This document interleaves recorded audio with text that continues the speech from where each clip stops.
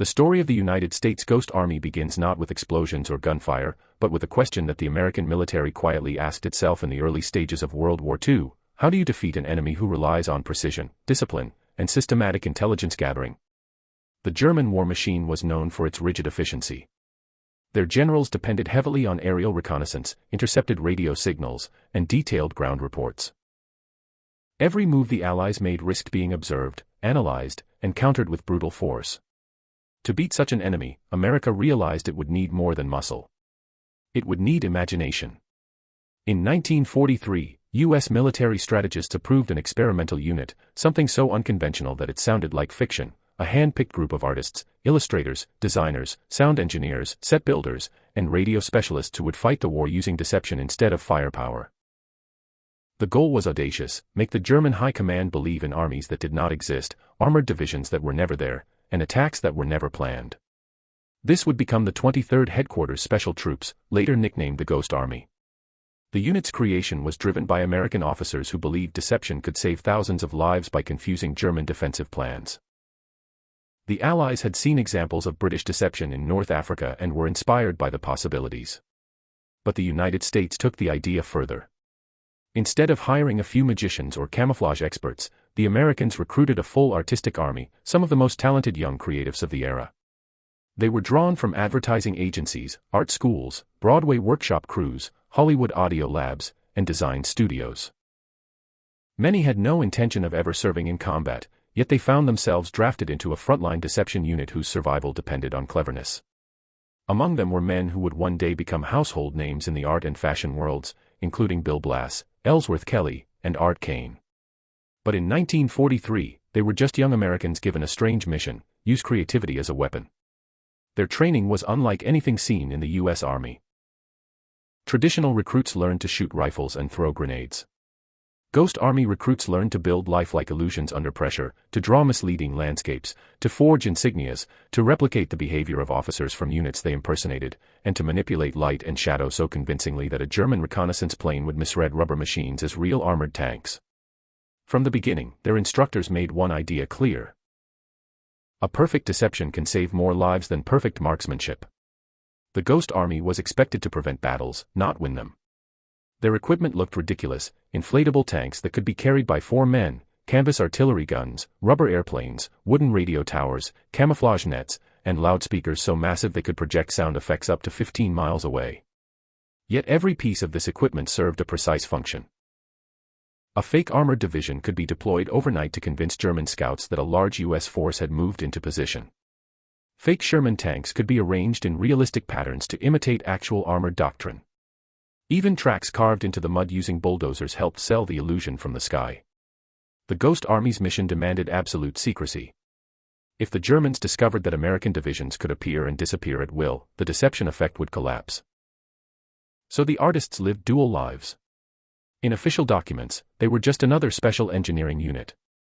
In reality, they were rehearsing deceptions on which thousands of real soldiers would rely. By the spring of 1944, the Ghost Army was ready. Their skills would soon be tested on the largest stage the United States had ever stepped onto, the liberation of Europe. And as the battle approached, one truth became undeniable. America had just created one of the most extraordinary military units in history. As the Allied war machine gathered its strength across Britain in preparation for the liberation of Europe, the Ghost Army became a crucial tool in one of the most ambitious deception strategies of the entire conflict. The stakes could not have been higher. The world's largest amphibious invasion, what would become known as D-Day, required the Allies to mislead the Germans about not only when they intended to strike, but where. Success depended on convincing Hitler's commanders that Normandy was merely a diversion, a feint, a warm-up act for something much larger. That, something larger, had to look unmistakably American. To support the massive deception plan known as Operation Fortitude, the United States needed a phantom force so convincing that German intelligence officers would swear it was real. Although other deception units and Allied agencies contributed heavily to the effort, the Ghost Army's emerging capabilities were essential in generating the physical appearance of a massive U.S. Army positioned to strike at Pas-de-Calais, the narrowest point between England and France, and the place the Germans considered the most logical landing site. The Germans were so convinced of Calais' strategic importance that they poured their strongest coastal defenses into the region. If they remained fixated on that area when the invasion fleet sailed toward Normandy, the Allies would gain the precious hours they needed to establish a beachhead. The Ghost Army helped ensure exactly that. From quiet fields in southern England to secluded pastures hidden behind hedgerows, the artists and engineers began constructing one of the largest military illusions ever attempted. Inflatable tanks were arranged into armored columns. Canvas jeeps and rubber artillery were positioned around fake supply depots. Camouflage nets were draped carefully over wooden scaffolding meant to resemble pontoon bridges and heavy engineering equipment. At a distance, or from 10,000 feet up, these props became indistinguishable from the real thing. But physical illusions were only one layer of the deception. The Ghost Army's radio operators crafted an intricate web of false communications. They studied the rhythms of genuine American divisions, how often they transmitted, what types of codes they used, the spacing between messages, even the personality quirks of certain radio officers. Then they duplicated it. When German intelligence intercepted these transmissions, they believed they were hearing an entire U.S. armored division gearing up for an assault. To reinforce this illusion, the Ghost Army deployed a tactic known as special effects impersonation. Selected soldiers played the roles of colonels, majors, or staff officers from fictional units. Wearing carefully forged insignias, they visited local pubs and markets in nearby English towns, casually mentioning upcoming operations or complaining about supply issues. British civilians, unaware of the deception, frequently repeated these comments. German spies, who were known to monitor public chatter, heard exactly what American planners wanted them to hear. A massive U.S. force was preparing to invade at Pas-de-Calais. One of the Ghost Army's most brilliant contributions was its ability to control German expectations. German analysts already believed the American military preferred large, overwhelming assaults with heavy equipment. The Ghost Army gave them visual and auditory evidence that fit perfectly into those assumptions. They created the picture the enemy expected to see, and the enemy believed it. By early June 1944, the Germans were so thoroughly convinced that Calais was the true invasion target that they kept elite divisions stationed there, waiting for a blow that would never come. Even after the Allies stormed the beaches of Normandy on June 6, the Germans remained suspicious. The Ghost Army and the broader fortitude deception continued pumping out signals and illusions for weeks, persuading the German command that the Normandy landings were just the first act of a two-part assault. This hesitation by the German high command was no small matter. Every hour that passed allowed American, British, and Canadian troops on the Normandy beaches to build fortifications, land reinforcements, and secure key supply points. Military historians agree that the deception effort saved thousands of lives and dramatically accelerated the Allied breakout from the beachhead. By the time the Germans finally realized there was no second invasion coming, it was too late. The Allies were already pushing inland, and the Ghost Army was preparing to cross the Channel to bring deception directly to the battlefields of Western Europe. When the Ghost Army arrived in France shortly after D-Day, they entered a world transformed by conflict. Towns were shattered, fields were scarred by tank treads and shell craters, and the crackle of distant gunfire echoed across the landscape. Despite the destruction, Allied forces were advancing steadily eastward. But they were also vulnerable. The German army, though reeling from the Normandy breakthrough, was far from defeated. They still possessed formidable armor, experienced commanders, and a vast network of spies and reconnaissance units desperate for information on American positions. That is exactly where the Ghost Army's next great mission began. The first major deception operation in France required the unit to impersonate elements of the 6th Armored Division, a powerful American formation that the Germans monitored closely. The real 6th Armored was on the move, racing south to cut off German retreat routes. But if the enemy realized it had left the area, they might have exploited the gap or mounted a counterattack. The Ghost Army had to make sure that didn't happen. With only about 1,100 personnel, the Ghost Army needed to appear 20 times its actual size. They moved quickly into abandoned fields and orchards, unpacking inflatable Sherman tanks, half-tracks, and artillery pieces. Within hours, a landscape that had been empty now seemed alive with American armor. To anyone watching from afar, especially from the air, it looked like a formidable force had just arrived. But the Ghost Army didn't rely on visuals alone. Their sound engineers, trained by audio experts from Hollywood and major broadcast studios, set up massive speakers mounted on armored half-tracks. These sound systems, capable of projecting noises up to 15 miles, were technological marvels for their time. The engineers mixed tracks recorded from real U.S. armored columns, engines revving, chains clanking, shouted commands, the metallic whine of turrets rotating, even the scraping noises of maintenance crews repairing treads. They layered these sounds according to the terrain. A muddy field produced different echoes than a forest road, and the Ghost Army understood this well. The result was an auditory illusion so convincing that local French civilians often swore that an entire U.S. division had arrived overnight. The Germans believed it too. Next came the Ghost Army's Radio Deception Company, perhaps the most technically skilled group within the unit. Radio operators studied the habits of real 6th Armored Division communicators and reproduced them perfectly. Everything mattered: the tone, the timing, the way certain operators habitually paused or repeated phrases. German cryptologists had been listening to U.S. radio patterns for years, cataloging signatures. The Ghost Army exploited this familiarity. For several days, the Germans heard exactly what they expected. Routine check-ins, logistical requests, coordination with artillery, and field reports. The illusion held. German units probing the U.S. flank believed the 6th Armored Division still occupied the area in strength. But the most unusual layer of the operation involved the Ghost Army's atmosphere artists. These soldiers created the day-to-day appearance of a large military unit, something easy to overlook but critical for convincing German ground scouts. They painted fresh insignias on vehicles. They erected fake command posts with signs, fuel depots, and mess tents. They even hung laundry with unit markings on clothing, knowing that spies often used such tiny details to identify formations. One Ghost Army veteran later joked, "We fooled the Germans with laundry." Imagine that. The success of this deception meant that the real 6th Armored Division moved swiftly and safely, closing off escape routes for German forces and helping accelerate the liberation of central France. The Ghost Army had once again demonstrated the extraordinary value of American creativity on the battlefield. They weren't just building illusions, they were shaping German strategy itself. As the Allies pressed forward, the Ghost Army readied for their next challenge: deceptive operations deeper into France, where the fighting would become fiercer, the stakes higher, and the margin for error dangerously thin.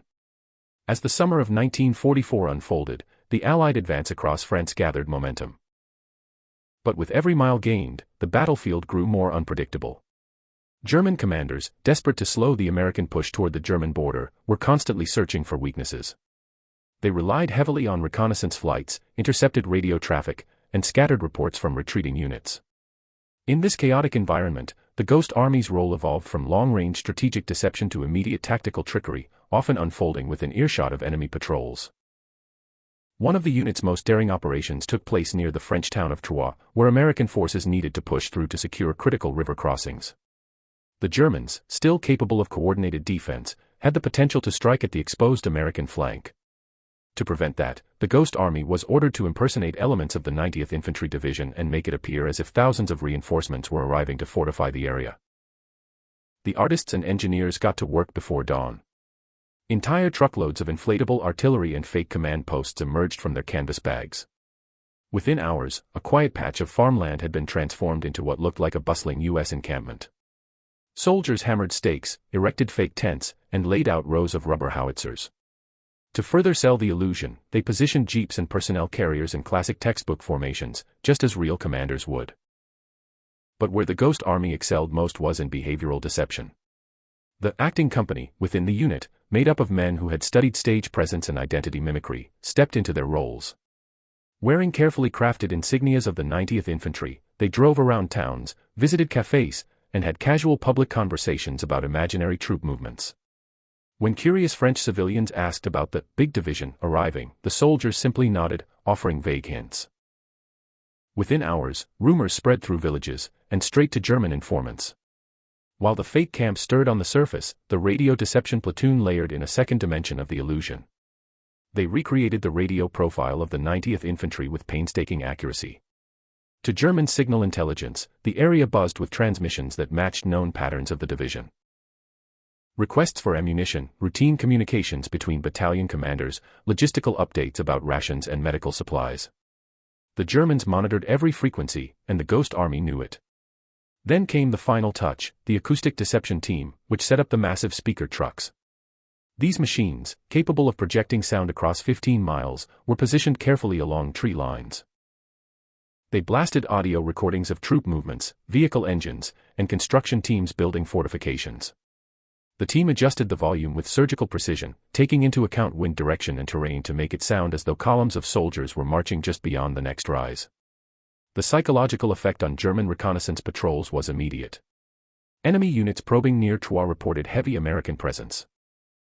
Some patrols avoided engagement entirely, believing they were outnumbered.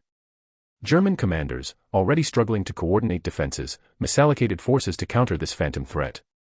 The success of the deception gave American infantry and armor a safer corridor through the region, allowing them to close in on the retreating German lines.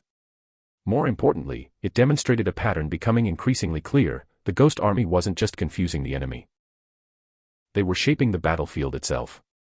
But operating so close to enemy lines brought new risks. On several occasions, German artillery spotted the fake camp and fired shells toward what they assumed were real American positions. Ghost Army soldiers dove into trenches as explosions tore through inflatable tanks that popped and deflated like children's toys. One member later recalled the surreal image of a rubber Sherman tank collapsing with a soft hiss while artillery screamed overhead. Despite the danger, the unit pressed on. Their work required proximity to the enemy and constant improvisation. And as the U.S. Army advanced nearer to Germany, the Ghost Army would soon face its most challenging operations yet, ones conducted under harsh weather, relentless German counterattacks, and shrinking timelines. By the fall of 1944, the Allied armies were pressing relentlessly toward the borders of Germany.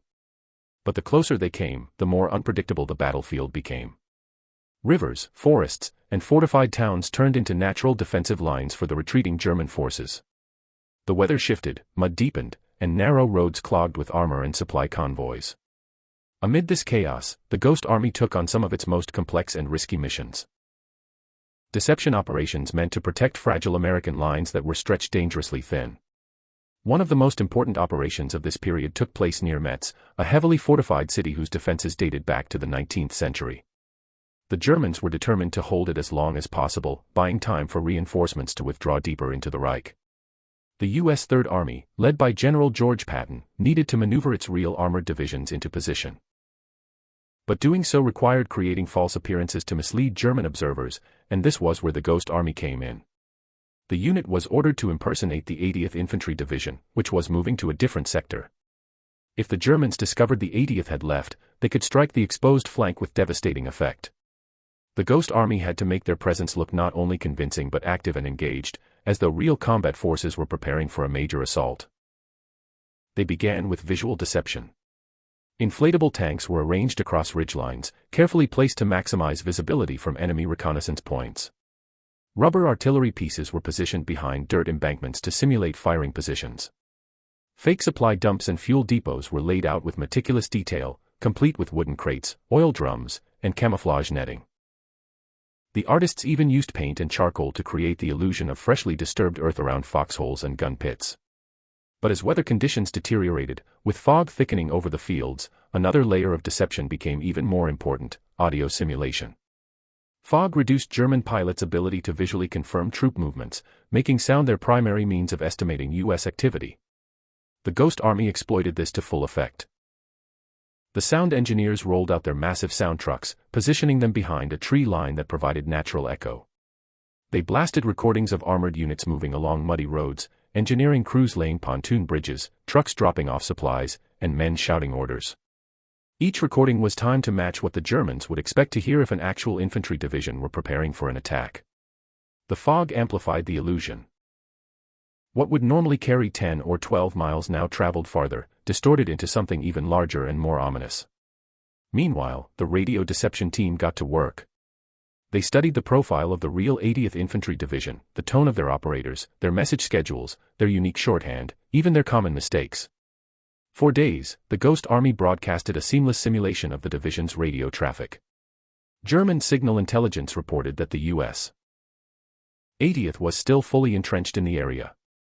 Mission accomplished. Yet one of the most overlooked aspects of the Ghost Army's deceptions was their use of human presence: how soldiers moved, how vehicles entered towns, how officers carried themselves. To maintain the illusion, specially trained actors from the unit took on the identities of officers from the 80th. They visited cafes, military police checkpoints, and supply depots.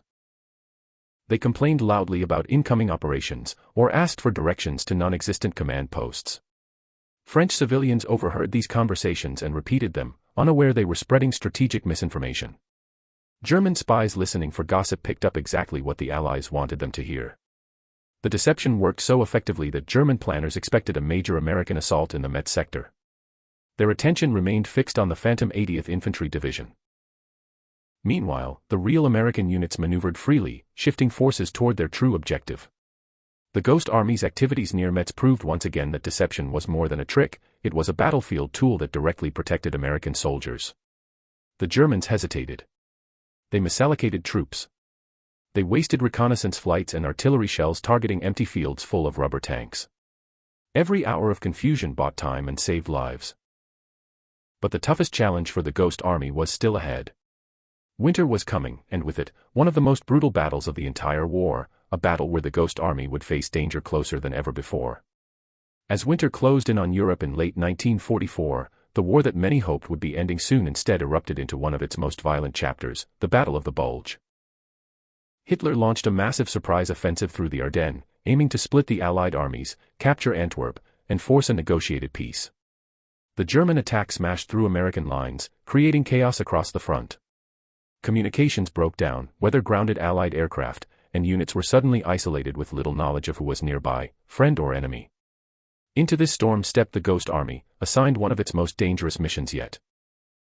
Unlike previous operations, where the unit operated in areas with stable front lines, the Ardennes was moving, collapsing, and reforming hour by hour. German armor and infantry were pouring through gaps with alarming speed. The situation was so unstable that the Ghost Army had to be prepared not only to deceive the enemy but to defend itself if the front shifted suddenly. For the first time, their illusions, and their lives, were at real risk of being overrun. The operation began near the town of Chaumont, where American command needed to buy time to reorganize scattered forces. A major gap had opened in the U.S. lines, one the Germans could exploit to encircle thousands of American troops.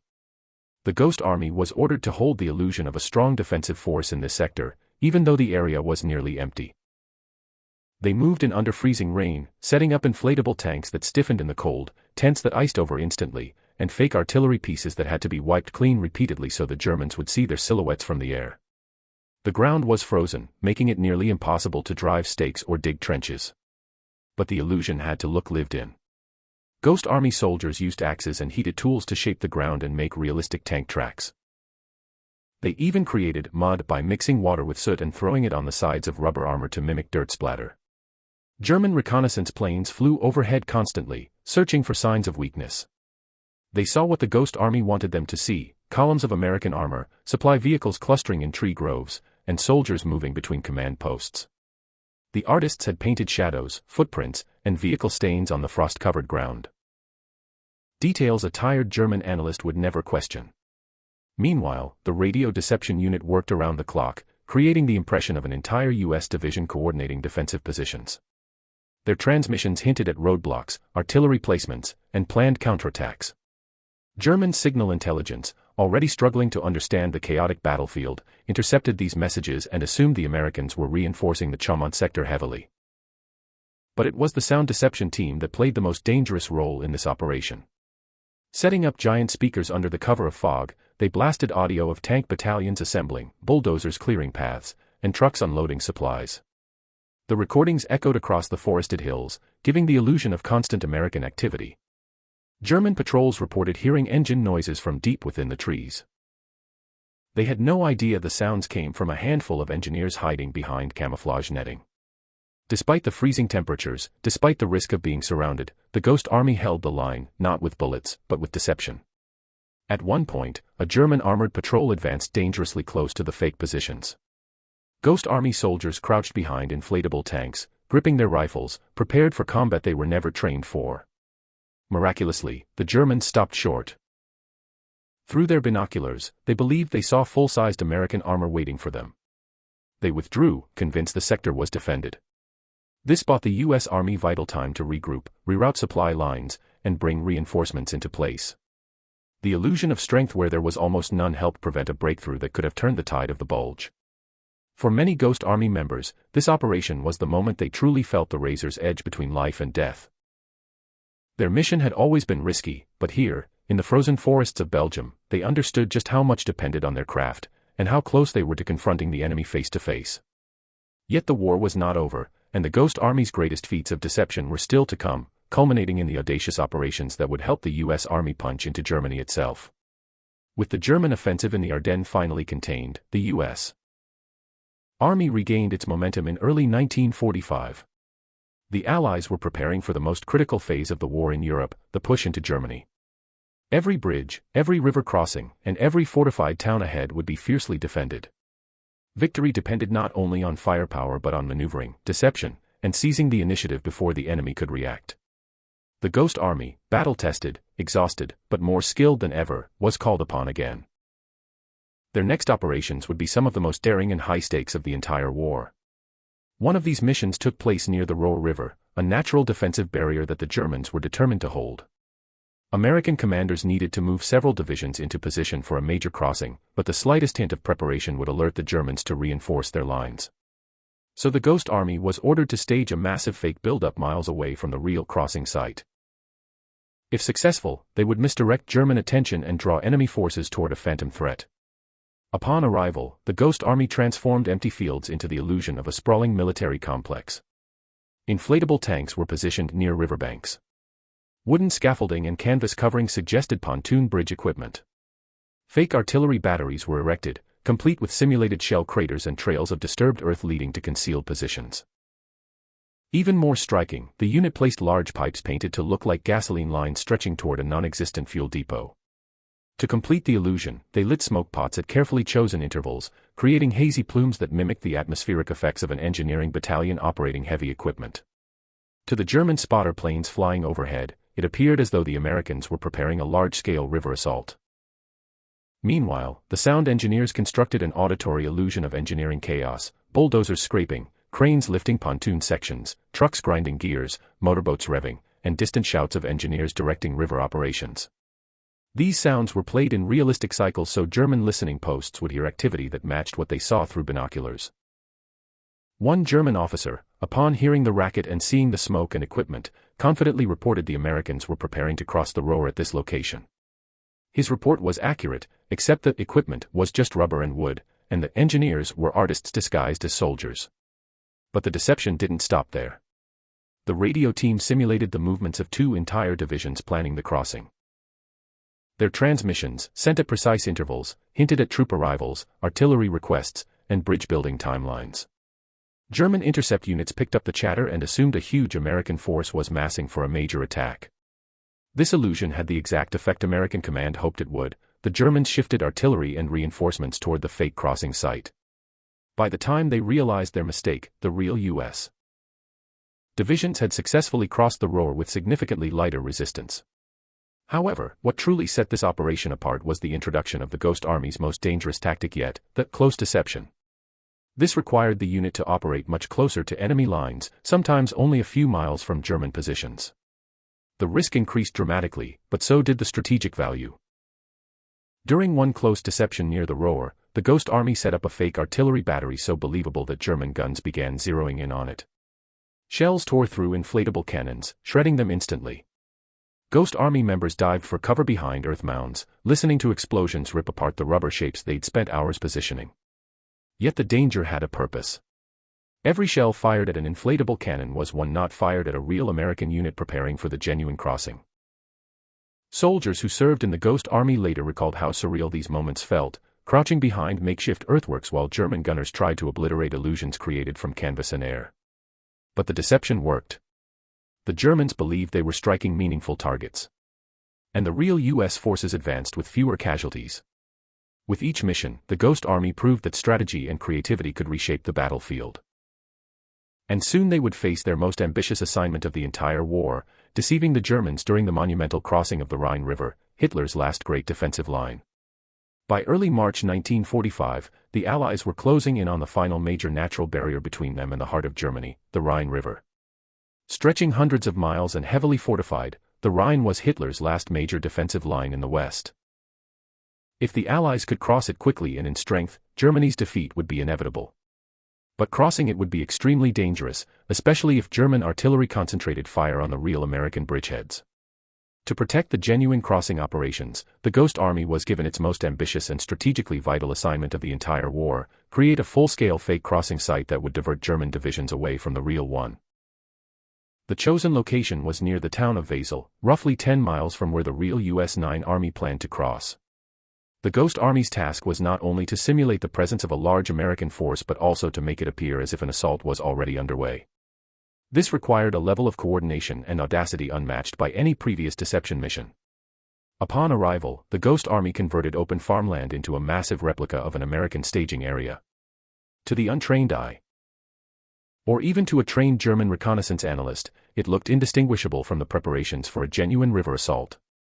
Inflatable tanks lined up in long columns, positioned as though waiting for the command to advance across newly built bridges. Fake motor pools and supply dumps stretched across the fields. Rubber amphibious vehicles were positioned along the banks, creating the impression of intense engineering activity. Wooden pilings and props were set into the river's edge to mimic the start of bridge construction. To create the illusion of nighttime chaos, they used lighting deception. Special teams installed floodlights, generator hums, and fake lantern flickers to make it appear that engineering crews were working feverishly around the clock. Smoke pots added haze to the air, suggesting welding torches and engine exhaust.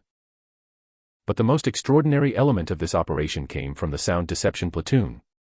Using their most powerful speakers yet, they blasted meticulously crafted recordings of every phase of a river crossing: motorboats roaring, cranes lifting heavy equipment, tanks clanking down steel ramps, men shouting instructions over wind and water. The engineers even considered how sound would travel over the river's surface and adjusted the tone and echo so that German listeners would perceive the activity as authentic. Then came the radio deception element, which simulated the communications of 2 entire U.S. divisions. Their broadcasts mentioned non-existent bridge sections, supply convoys arriving, and artillery units preparing for bombardment. German intelligence intercepted it all, and fell for it completely. As one German officer later stated, it was clear the Americans were preparing a major crossing near Wesel. He was referring to the Ghost Army's operation. But perhaps the boldest feature of this deception was the fake artillery barrage. The Ghost Army used flash simulators, large pyrotechnic devices, placed at intervals along the river. When ignited at night, they mimicked the muzzle flashes of big guns. Simultaneously, sound units played recorded artillery booms timed perfectly with the flashes. To the Germans across the river, it looked and sounded like the Americans were pounding their positions before launching an attack. German batteries responded immediately.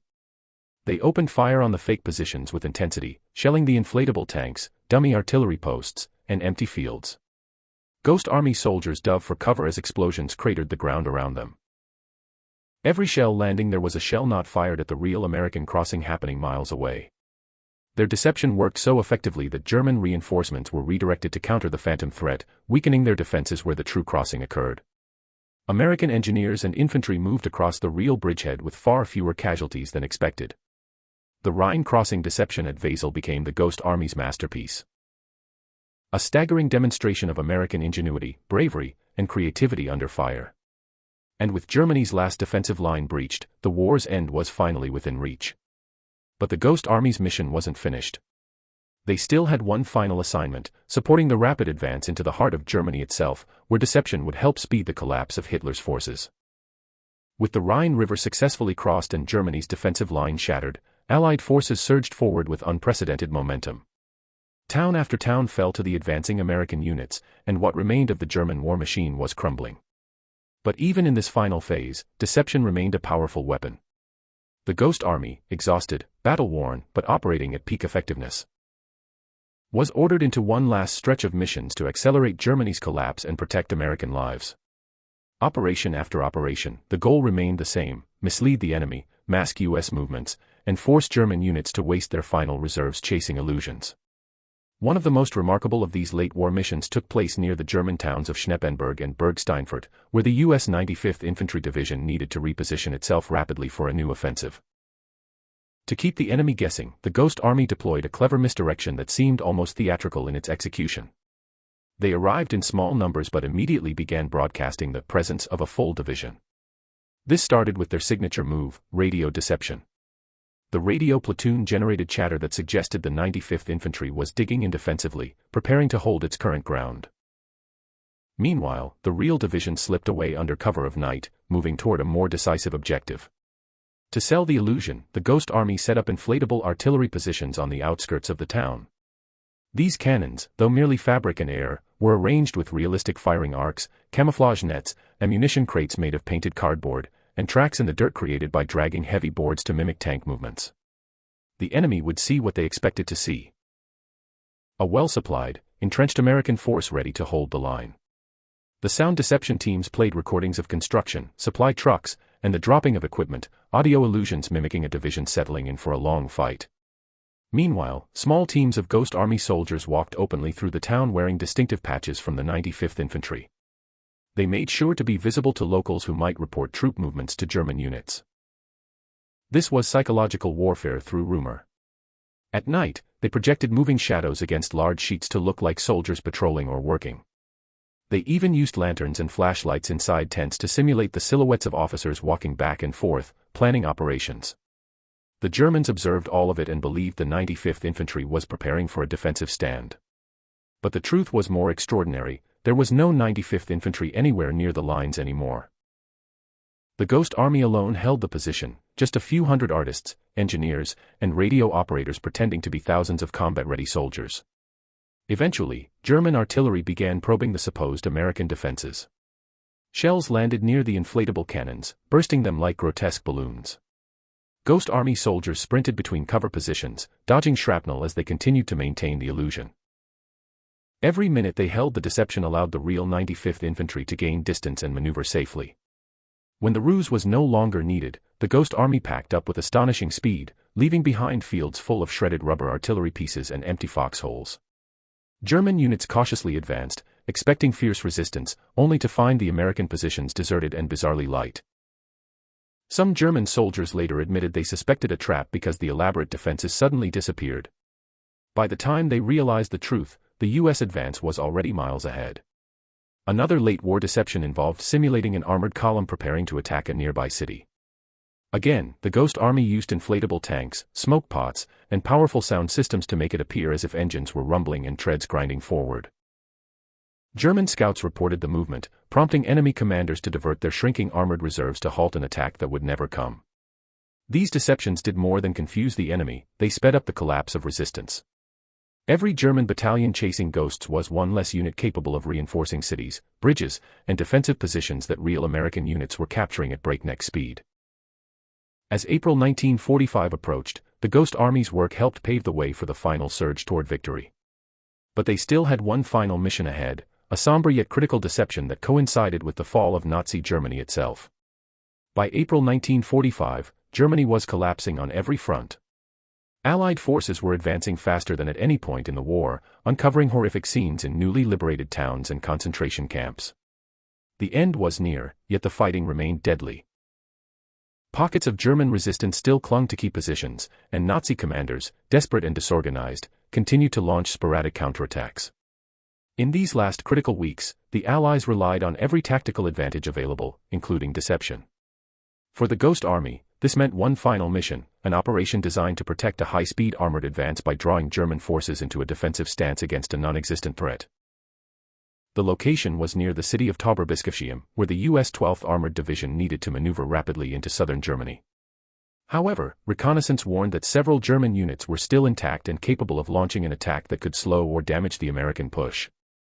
The Ghost Army's job was to buy time, hours, maybe days, by making the enemy believe that stronger American forces were preparing for a major engagement elsewhere.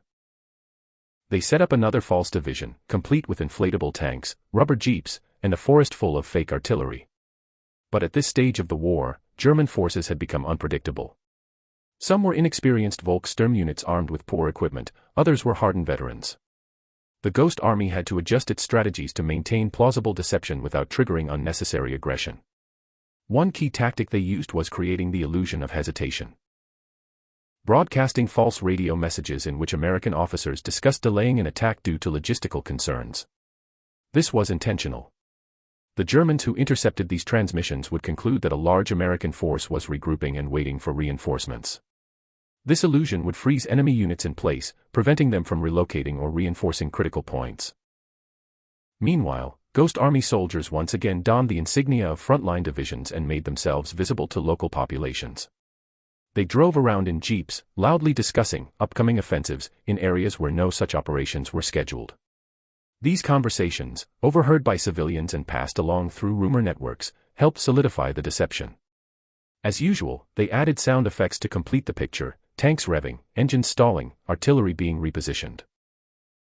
At night, flash simulators mimicked the glow of distant fire missions. Smoke pots created the appearance of vehicle columns moving under cover. But this time, the Ghost Army encountered a new level of danger. Some German units, cut off from command and acting independently, approached their positions unexpectedly. For the first time, there was a real risk the Ghost Army could be directly engaged in combat.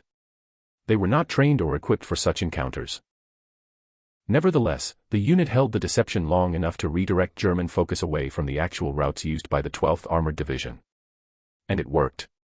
The division advanced with remarkable speed, capturing towns and strategic points while facing far lighter resistance than expected.